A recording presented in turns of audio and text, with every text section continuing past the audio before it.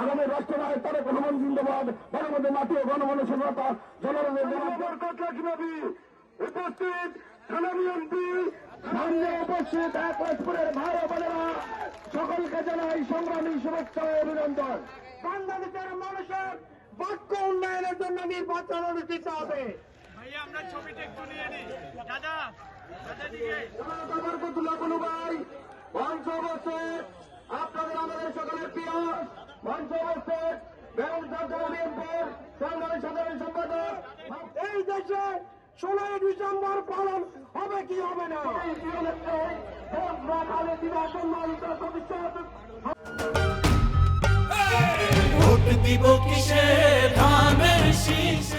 জামাতের সবচেয়ে বড় নেতা বাংলাদেশের ডাক্তার শফিক সাহেবের বক্তব্য। ভাইরা আমার, দলীয় প্রধান স্বীকার করেছেন উনারা এই দেশের সাথে কি অন্যায় করেছেন, অবিচার করেছেন। আপনাদের কাছে জনতার মঞ্চে ক্ষমা চেয়েছেন। ভাইরা আমার, তারা ভালো হয়ে গেছে।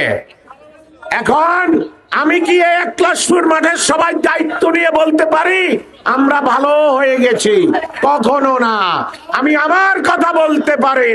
ভাইরা আমার, উনাদের ক্ষমা আমাদের কাছে নয়, উনাদেরকে ক্ষমা চাইতে হবে কবরে গিয়ে আমার লাখো লাখো শহীদের কাছে।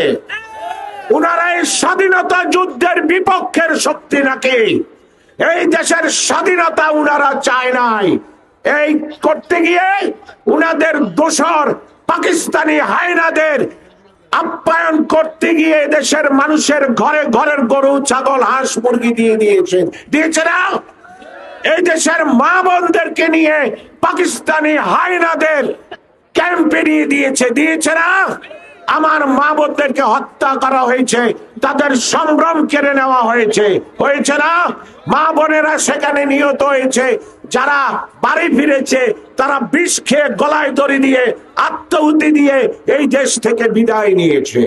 ভাইরা আমার, লাখো শহীদের রক্তের বিনিময়ে স্বাধীনতা, আমার লক্ষ লক্ষ মা বোনের ইজ্জতের বিনিময়ে আমাদের এই স্বাধীনতা সার্বভৌমত্ব।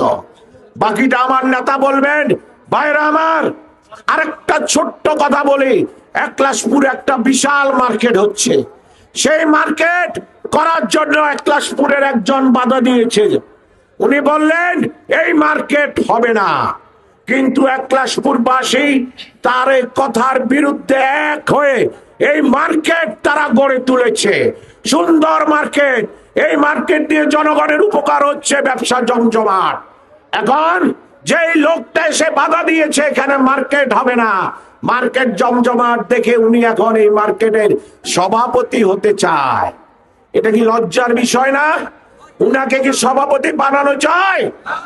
এই জামাত শিবির আমার দেশের স্বাধীনতার বিরোধিতা করেছে। তারা এই দেশের স্বাধীনতা চায়নি। তাদের এই দেশে মানুষের কাছে প্রধানমন্ত্রী হওয়ার জন্য, সরকার গঠন করার জন্য ভোট চাওয়ার কোনো অধিকার তাদের নাই। আমরা তাদেরকে বয়কট করব। আগামী 12 তারিখ আমরা সবাই তারেক রহমানের প্রতীক, বেগম জিয়া, শহীদ প্রেসিডেন্ট জিয়াউর রহমানের প্রতীক ধানের শীষে ভোট দিয়ে আমরা বরকতুল্লাহ বুলু ভাইকে সংসদে পাঠাবো। তারেক সাহেব হবেন আগামীর প্রধানমন্ত্রী।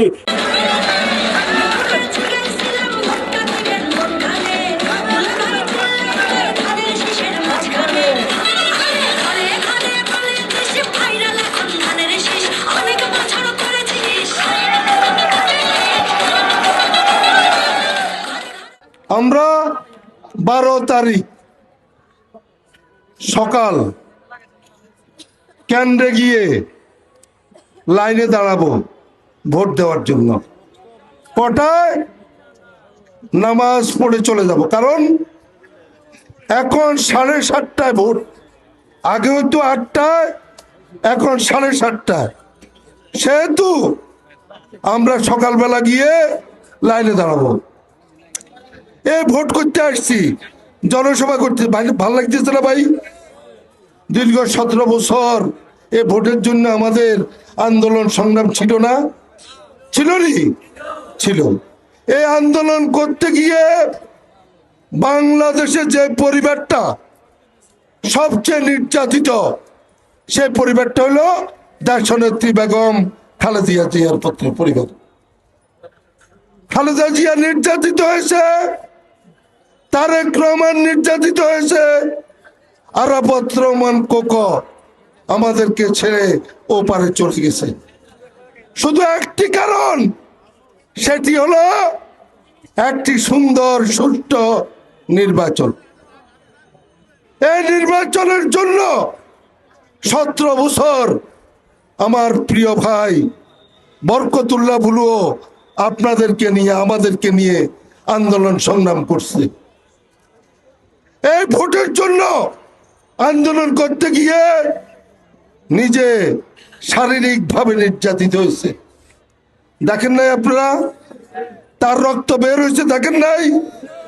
তাকে বাঁচাতে গিয়ে আমাদের প্রিয় ভাবি শামীমা বরকত লাকি, সেও শারীরিকভাবে নির্যাতিত হয়েছে।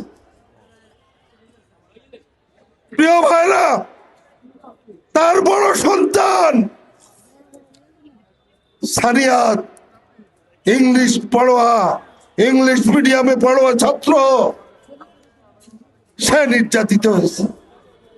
তার মাজা ভেঙে দিয়েছে, পঙ্গু হয়ে গেছে, হাঁটতে পারে না। কেন? এ ভোটের আন্দোলন করতে গিয়ে।